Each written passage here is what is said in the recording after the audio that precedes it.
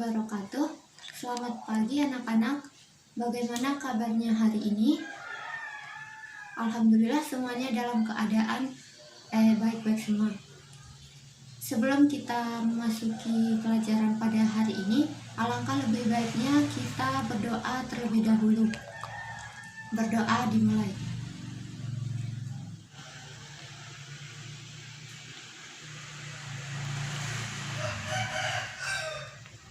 Berdoa selesai. Nah, pertemuan sebelumnya kita membahas tentang elastisitas. Kalian semua ada yang masih ingat tentang elastisitas?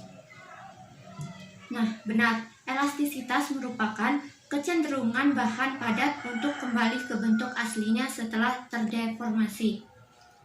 Nah, pada pelajaran kali ini kita akan membahas tentang hukum Hooke, di mana kompetensi dasar yang ingin dicapai di sini yaitu menganalisis sifat elastisitas bahan dalam kehidupan sehari-hari.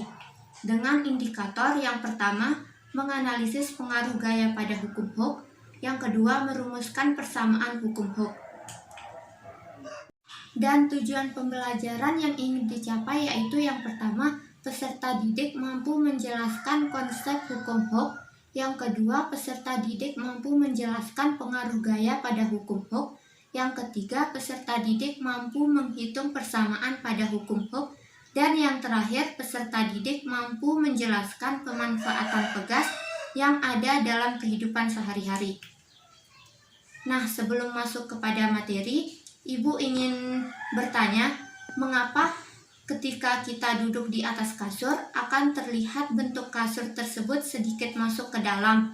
Kemudian ketika kita beranjak dari kasur tersebut, maka kasur tersebut akan kembali ke bentuk semula. Nah, hal tersebut dikarenakan pada kasur terdapat sebuah pir atau pegas yang dapat merenggam dan kembali ke bentuk asal. Begitu pula pada pegas yang digantungkan pada sebuah statif, di mana ketika pegas tersebut diberikan beban, kemudian ditarik dan tarikan tersebut dilepaskan, maka pegas tersebut akan kembali ke bentuk semula. Hal tersebut dapat disimpulkan bahwa hukum Hooke adalah ketentuan mengenai gaya dalam bidang ilmu fisika yang terjadi karena sifat elastisitas dari sebuah pir atau pegas. Hal ini sesuai dengan bunyi hukum Hooke, yaitu jika gaya tarik yang diberikan pada sebuah pegas tidak melampaui batas elastisitas bahan, maka pertambahan panjang pegas berbanding lurus atau sebanding dengan gaya tariknya. Nah, di sini dapat kita lihat bahwa sebuah pegas dengan panjang X1 diberi beban bermassa M, sehingga pegas bertambah panjang menjadi X2. Karena pegas diberi beban M, maka pada pegas bekerja gaya berat. Pertambahan panjang pegas dinyatakan dengan delta X sama dengan X2 min X1. Secara matematis, hukum Hooke dinyatakan sebagai F sama dengan min K dikali delta X, di mana F adalah gaya yang dikenakan pada pegas, delta X adalah pertambahan panjang pegas, dan K adalah konstanta pegas. Tanda negatif pada hukum Hooke menunjukkan bahwa gaya pemulih pada pegas selalu berlawanan arah dengan simpangan pegas, sehingga pegas yang telah diberikan massa dan tarikan ketika dilepaskan akan bergerak naik turun. Untuk lebih jelasnya dapat kita amati video berikut ini. Spring balance. Objective: to understand the principle and working of a spring balance.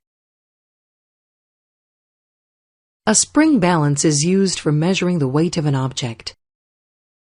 It works on the principle of Hooke's law, which says that the elongation of a spring is directly proportional to the load supported by the spring. Hooke's law can be stated as F is equal to minus K multiplied by X, where F is the load attached, K is the spring constant, and X is the elongation of the spring. The deformation of the spring and load attached are related linearly, meaning the elongation or stretching of the spring will double with a doubling of any weight hung from it. The spring balance consists of a steel spring. Its upper end is attached to a support, while the lower end has a hook attached so that objects can be suspended from it. The spring itself is typically enclosed inside a metal casing, and there will be some form of a pointer that can slide across a scale of measured increments indicating weight. The initial reading on the spring balance will be calibrated to 0 on the scale. When a load is attached to the hook, gravitational forces will pull the spring in a downwards direction. Conversely, the force of the spring will pull the load in the opposite direction. Once these two opposing forces, the forces of gravity and the spring, are balanced, the load will become stationary.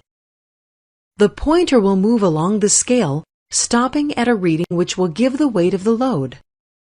The scale is usually marked in newtons and grams. Summary.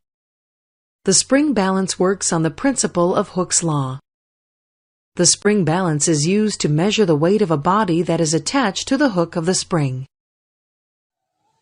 Nah, berdasarkan video dan penjelasan Ibu sebelumnya, dapat kita simpulkan bahwa semakin besar massa beban yang digantung pada pegas, maka semakin besar gaya yang diperlukan untuk menarik beban ke bawah.